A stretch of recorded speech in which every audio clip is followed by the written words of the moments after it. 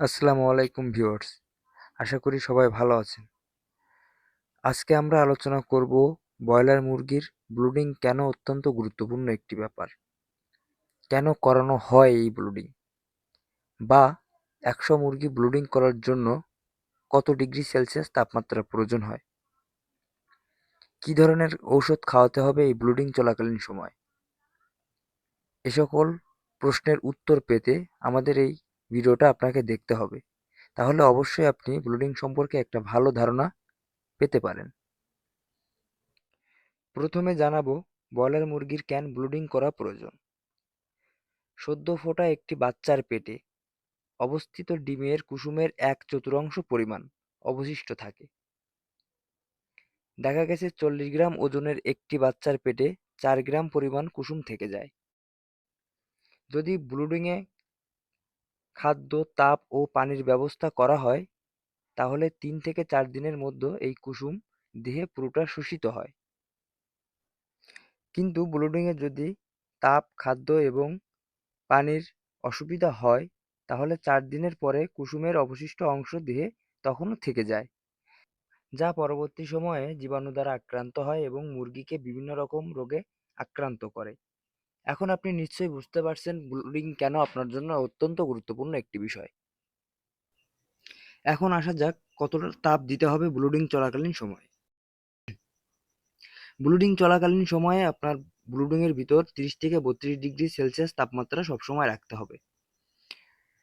আপনার লক্ষ্য রাখতে হবে কোনো অবস্থায় যদি এর কম বা বেশি তাপ হয়ে যায়, তখন কিন্তু মুরগির নানা রকম সমস্যার সম্মুখীন হতে পারে।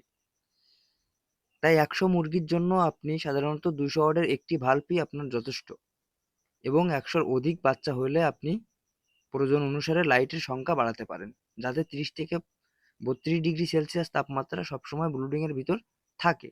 এই দিকটা আপনার সঠিকভাবে নিশ্চিত করতে হবে। ব্রুডিংয়ের জন্য জায়গা প্রস্তুত করাটা অত্যন্ত গুরুত্বপূর্ণ একটি বিষয়।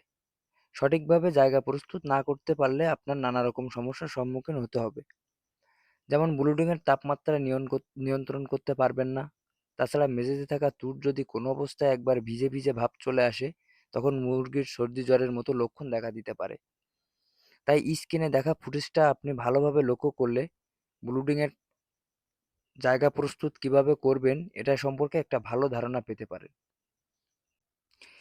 এখন আসা যাক সবথেকে গুরুত্বপূর্ণ বিষয়ে, কী ধরনের ঔষধ খাওয়াতে হবে ব্রুডিং চলাকালীন সময়ে। আমি একজন খামারি হিসাবে আপনাকে বলবো ডক্সিভেট, সিপ্রোসিন, ইউকা এবং ইউরোনেক্স এই 4টে ওষুধ দিয়ে আপনি ব্রুডিং শেষ করতে পারেন। ডক্সিভেট বাচ্চার রক্তক্ষরণের জন্য ব্যবহার করা হয়। হাঁপানি বা শ্বাসকষ্ট রোগও প্রতিরোধ করে। এটি 1 থেকে 2 লিটার পানিতে 1 গ্রাম ব্যবহার করতে পারেন। সিপ্রোসিন ব্যবহার করায় ব্যাকটেরিয়া জনিত রোগ প্রতিরোধ করে। এটি 2 থেকে 3 লিটার পানিতে 1 গ্রাম দিতে হবে। ইউকা বাচ্চার গ্যাস নিয়ন্ত্রণ করে।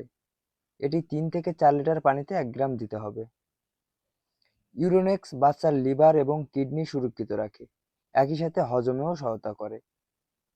এটা 3 থেকে 4 লিটার পানিতে 1 গ্রাম ব্যবহার করতে হবে। এখন আপনি জেনে রাখুন কোন সময়ের পানিতে কি ওষুধ ব্যবহার করবেন। ডক্সিভেট, সিপ্রোসিন এবং ইওকা সকালের পানিতে ব্যবহার করতে হবে। রাতের পানিতে ডক্সিভেট, সিপ্রোসিন এবং ইউরোনেক্স ব্যবহার করতে পারেন। এতক্ষণে ব্রুডিং সম্পর্কে নিশ্চয়ই আপনি একটা ভালো ধারণা পেয়েছেন। যদি আমাদের আজকের ভিডিওটি আপনার ভালো লাগে, তাহলে অবশ্যই আমাদের চ্যানেলটি সাবস্ক্রাইব করবেন। ধন্যবাদ।